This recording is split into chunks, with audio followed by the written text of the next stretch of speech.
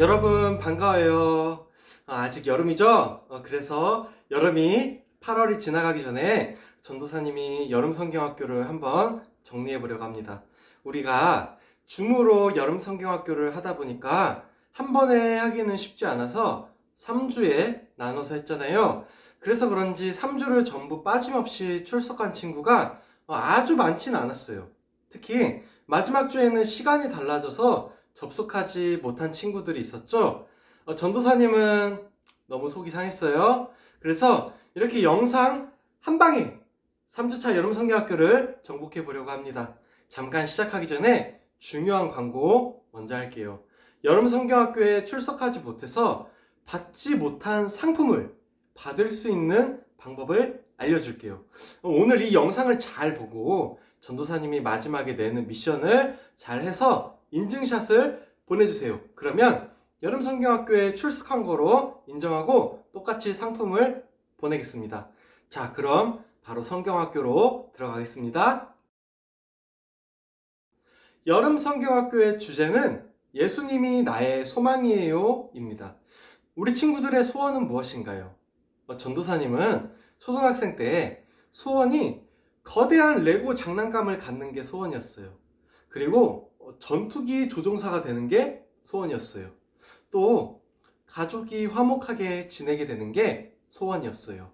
그런데요, 이런 소원은요, 금방 이루어지기도 하고 또 갑자기 바뀌기도 해요. 우리가 이 세상에서 가지는 소원은 참 일시적이에요.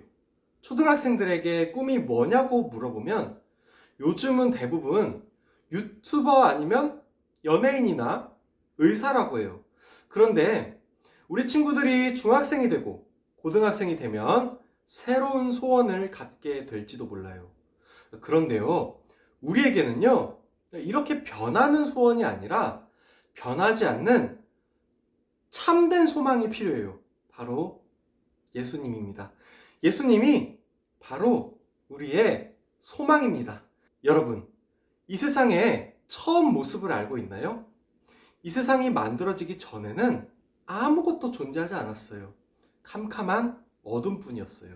그런데 어둠 가운데 유일하게 계셨던 하나님이 이렇게 말씀하셨어요. 빛이 있어라. 하나님이 말씀하시자 말씀하신 대로 빛이 생겼어요. 빛을 창조하신 하나님은 차례대로 이 세상 모든 것을 창조하셨어요. 그리고 가장 마지막에 사람을 창조하셨어요. 하나님이 말씀하시면 말씀하신 대로 생겨났어요. 아무것도 존재하지 않았던 세상에 하나님의 말씀을 통해 이렇게 생명이 가득하게 되었어요. 하나님이신 예수님도 하나님과 함께 이 세상을 창조하셨어요. 즉 예수님은 온 세상을 창조하신 창조주세요. 그런데 온 세상의 창조주이신 예수님이 사람으로 이 땅에 오셨어요. 왜 예수님이 이 땅에 사람으로 오셨을까요? 그래요. 하나님과 사람, 그 사이를 가로막고 있는 죄의 문제를 해결하기 위해 오셨어요. 하나님은 죄를 미워하실 뿐만 아니라 죄와 함께 계실 수 없어요. 그래서 예수님이 바로 이 죄의 문제를 해결하기 위해서 이 땅에 오신 거예요. 그런데 예수님보다 먼저 태어나서 예수님이 누구신지 사람들에게 외친 사람이 있어요. 바로 세례 요한이에요. 생명의 빛이 우리 가운데 오십니다. 그분을 믿어야 합니다. 세례 요한은 예수님을 믿으면 구원을 얻게 된다는 사실을 사람들에게 알려주었어요. 그러나 사람들은 그가 전하는 말을 듣고도 예수님이 구원자이심을 믿지 않았어요. 무슨 말 같지도 않은 소리. 누구를 믿으라는 거야? 나는 관심 없어. 성경에는 이렇게 기록되어 있어요. 함께 읽어볼까요? 말씀이 육신이 되어 우리 가운데 거하심에.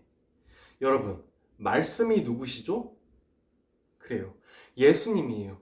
예수님은 사람의 몸으로 이 세상에 오셨어요. 예수님이 왜 이 땅에 오셨나요? 네, 죄로부터 세상을 구원하시기 위해서였어요. 온 세상을 창조하신 예수님은 우리도 창조하셨어요. 예수님은 우리의 창조주세요. 또한 사람으로 이 땅에 오신 예수님은 우리의 죄 문제를 해결해 주신 유일한 구원자세요. 우리의 창조주이시며 구원자이신 예수님만이 우리의 유일한 소망이에요. 자, 그러면 우리가 예수님을 소망으로 삼았다면 우리는 어떤 모습으로 살아가야 할까요? 하나님은 우리에게 어떤 모습으로 살아가길 원하실까요?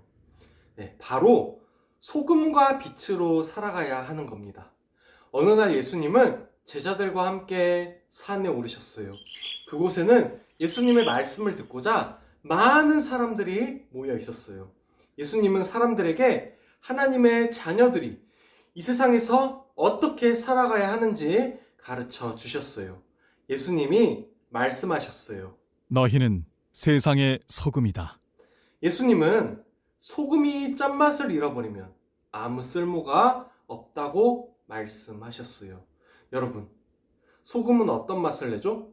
네, 소금은 짠맛을 내요. 적절한 양의 소금은 음식을 더욱 맛있게 만들어요. 또한 소금은 음식이 상하지 않도록 돕는 역할도 해요. 냉장고가 없던 시대에는 음식의 부패를 방지하는데 소금을 사용했어요. 이처럼 소금은 사람들에게 꼭 필요한 재료예요. 예수님이 사람들에게 세상의 소금이라고 하신 말씀은 소금처럼 세상을 더 좋게 만들고 썩지 않게 해야 한다는 것을 뜻해요. 예수님이 또 말씀하셨어요. 너희는 세상의 빛이다. 여러분, 빛은 어떤 기능을 하죠? 그래요. 주변을 환하게 밝혀요. 아주 약한 빛이라고 할지라도 빛은 어둠을 물리쳐요. 빛이 비치면 어둠은 물러나고 그 빛으로 인해 주변이 환해져요. 예수님이 사람들에게 세상의 빛이라고 하신 말씀은 빛처럼 세상 사람들을 환하게 비추어야 한다는 것을 뜻해요. 그렇다면 우리는 어떻게 세상의 소금과 빛의 역할을 할 수 있을까요? 네, 착한 행동을 통해 세상의 소금과 빛의 역할을 감당할 수 있어요. 성경에는 이렇게 기록되어 있어요. 함께 읽어볼까요? 이같이 너희 빛이 사람 앞에 비치게 하여 그들로 너희 착한 행실을 보고 하늘에 계신 너희 아버지께 영광을 돌리게 하라. 네, 예수님을 소망으로 삼고 사는 우리가 착한 행동을 하며 세상의 소금과 빛으로 살면 사람들이 우리의 모습을 보고 하나님께 영광 돌린다는 말씀이에요. 여러분, 우리가 세상의 소금과 빛으로 사는 일은 우리가 하고 싶지 않다고 해서 안 해도 되는 일이 아니에요. 예수님을 소망으로 삼은 사람은 착한 행동을 통해 세상의 소금과 빛으로 살아야 해요. 자, 그러면요, 예수님을 소망으로 삼아서 예수님을 인격적으로 만나고 그리스도인으로서 세상의 소금과 빛으로 살아가면 그 다음은 무엇일까요? 예수님의 제자들은 이게 궁금했어요. 예수님이 눈앞에 계셔서 예수님도 믿고 또 예수님이 시키시는 대로 세상의 소금과 빛으로 살아가려고 결심했는데, 그러면 우리가 언젠가 죽게 될 때는 무엇이 있을지 제자들은 궁금했어요. 예수님이 감람산에 앉아 계실 때 제자들은 이 세상의 마지막이 어떤 모습일지 예수님께 질문했어요. 예수님, 세상의 마지막 때에는 어떤 일이 일어날까요? 그러자 예수님은 두 가지 비유로 말씀해 주셨어요. 10명의 처녀가 결혼잔치의 신랑을 맞이하려고 기다리고 있었는데요. 그런데 시간이 지나도 신랑이 오지 않자 처녀들은 모두 졸다가 잠이 들었어요. 그때 누군가 큰 소리로 외쳤어요. 신랑이 옵니다. 10명의 처녀는 일어나 등불을 준비했어요. 기름을 충분히 준비한 지혜로운 5처녀는 등불을 밝힐 수 있었어요. 하지만 이들과 달리 어리석은 5처녀는 기름을 넉넉히 준비하지 않았기 때문에 등불을 밝힐 수 없었어요. 어리석은 처녀들이 지혜로운 처녀들에게 말했어요. 우리에게 기름을 좀 나눠줄 수 있어? 우리가 쓸 것도 부족할지 모르니까 너희는 어서 시장에 가서 사오는 게 좋을 것 같아. 결국 어리석은 다섯 처녀는 기름을 사러 갈 수밖에 없었어요. 하지만 그들이 기름을 사러 간 사이에 신랑이 도착했고 지혜로운 다섯 처녀만 신랑을 맞이할 수 있었어요. 지혜로운 다섯 처녀는 신랑과 함께 결혼잔치에 들어갔어요. 하지만 나중에 기름을 사온 어리석은 다섯 처녀는 결혼잔치에 들어갈 수 없었어요. 여러분, 어리석은 다섯 처녀는 왜 결혼잔치에 들어가지 못했나요? 그래요. 미리 기름을 준비하지 않았기 때문이에요. 예수님은 열 처녀 비유를 통해 제자들에게 언제 올지 모를 천국을 기다리며 준비해야 한다고 가르쳐 주셨어요. 이어서 예수님이 두 번째 비유를 말씀하셨어요. 한 주인이 여행을 떠나며 세 명의 종에게 각각 5달란트, 2달란트, 1달란트를 맡겼어요. 주인에게 5달란트를 받은 종은 자신이 받은 달란트를 가지고 장사를 해서 5달란트를 더 벌었어요. 2달란트 받은 종도 자신이 받은 달란트로 장사를 해서 2달란트를 더 벌었어요. 그런데 1달란트 받은 종은 다른 두 종과 달랐어요.